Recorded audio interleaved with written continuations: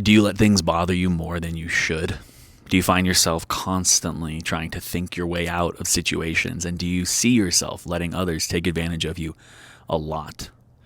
If any of those things are true, I recommend you watch this video because I'm going to be sharing with you the ancient Buddhist secret on how to avoid these things. So many of us deal with situations like this all the time where we let things really get to us. And those things that we really let get to us often are things that if we just let them pass, we'd find that they're actually not that big of a deal. But we have this thing in our brain. It's called the negativity bias that dictates a lot of what we do and what we pay attention to. Basically, the negativity bias says that we have to pay attention naturally and organically to negative things for our survival.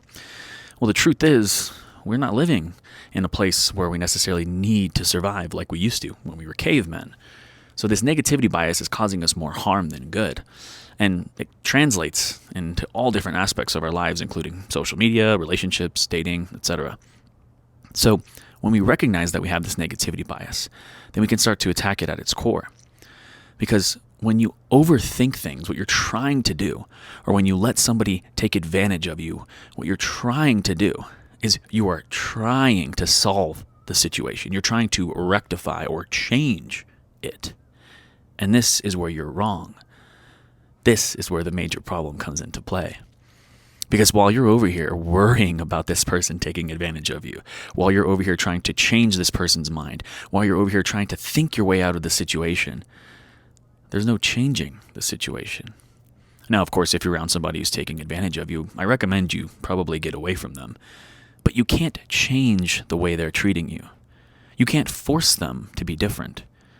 You can communicate to them, and if that doesn't work, then what can you do? Well, besides leaving the situation, which most people have the opportunity to do and some don't, what you can change is your relationship to it. Because guess what? It's happening. It's happening. It already is. So it's important that you recognize that sooner than later. Because the sooner you recognize what is, the sooner you can let what is be what is. And this is the Buddhist teaching of non-attachment. See, non-attachment is simply changing the way that you have an interaction. It changes the way your relationship to that experience is. So you're not getting rid of the experience. You're changing your perspective on it. And what the Buddhists figured out, or what the Buddha figured out 2,500 years ago, is that this ancient law is permanent. And the permanent ancient law is that all things are impermanent. All things are constantly changing. All things are constantly moving.